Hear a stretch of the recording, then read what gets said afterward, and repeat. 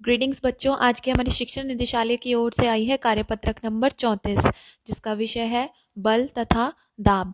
बल किसे कहते हैं? अगर हम जैसे कोई भी वस्तु हमें हिलानी है तो हम क्या करेंगे, या कोई भी चलती हुई वस्तु है हमें उसको रोकना है तो हम क्या करेंगे?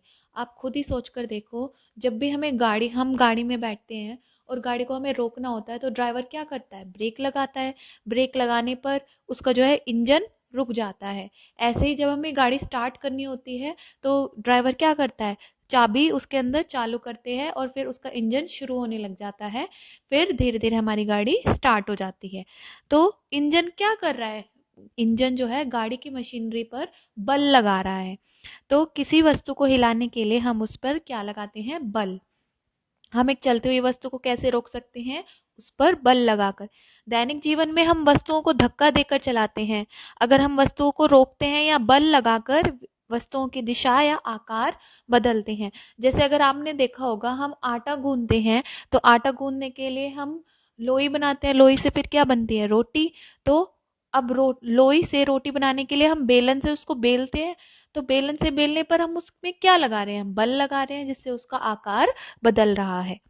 तो हम कह सकते हैं कि किसी वस्तु पर लगने वाला धक्का या खिंचाव को हम क्या कहते हैं? बल। बल के प्रभाव क्या क्या होते हैं, आप इनमें फोटो देखिए। एक में जो है ये बल्लेबाज है, बॉल आ रही है इसकी ओर, इसने बॉल को हिट किया तो इससे बॉल की दिशा बदल गई। बॉल इस डायरेक्शन में आ रही थी, अब इसने ऐसे हिट किया तो बॉल की दिशा बदल गई। तो बल का एक प्रभाव यह है कि गतिशील वस्तु की दिशा को बदल देती है।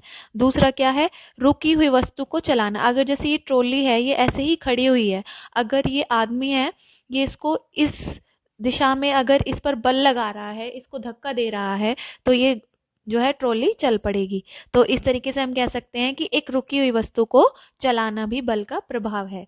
तीसरा है वस्तु की गति को बढ़ाना या घटाना, उसे रोक भी सकता है। क्या कर रहा है? ये साइकिल चला रहा है, साइकिल पे ये पैडल से बल लगा रहा है। यहाँ पर पैडल से साइकिल चल रही है, तो साइकिल की अगर इसे बढ़ाना है तो क्या करेगा? ये पैडल तेजी से चलाएगा, और अगर इसको घटाना है तो ये पैडल जो है आराम आराम से चलाएगा। तो वस्तु की गति को बढ़ाना या घटाना या फिर उसे रोक भी सकता है बल। और किसी वस्तु का आकार बदलना, जैसे ये घड़ा कुम्हार है, ये घड़ा बना रहा है, तो ये साथ साथ जो है नीचे से ये घूम रही है, साथ साथ ये हाथ से इस पर बल लगा रहा है, जिसके कारण इसका आकार बदलता जा रहा है। तो इसी पर आधारित हमें नीचे के प्रश्न करने हैं। पहला प्रश्न है हमारा, बल क्या है? तो आप क्या लिखेंगे?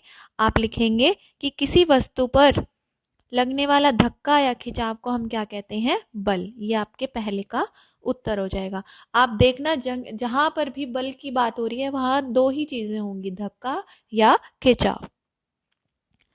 दूसरा क्या है? किसी वस्तु पर बल लगने पर क्या क्या प्रभाव हो सकते हैं? तो आपका उत्तर यहीं से निकल कर आएगा कि बल के प्रभाव निम्नलिखित हो सकते हैं कि पहला, गतिशील वस्तु की दिशा बदलना।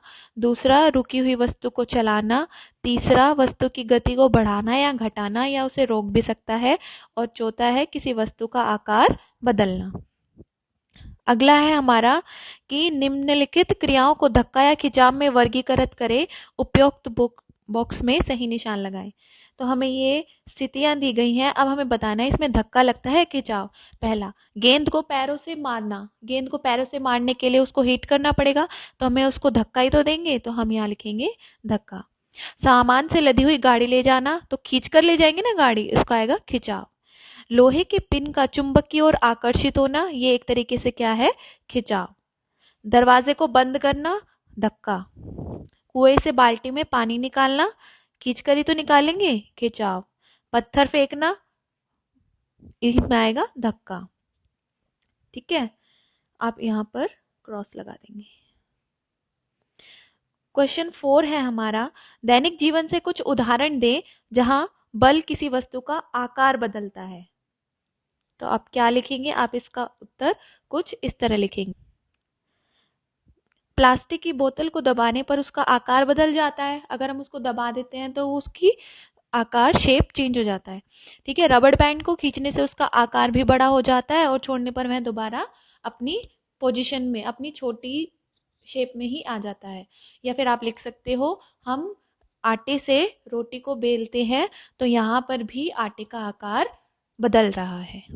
इस तरीके से आप लास्ट क्वेश्चन का आंसर कर सकते हैं। लास्ट में है, कोविड के संदर्भ में उचित व्यवहार संबंधी संदेश, नियमित रूप से अपने हाथों को साबुन और पानी से धोएं। Thank you.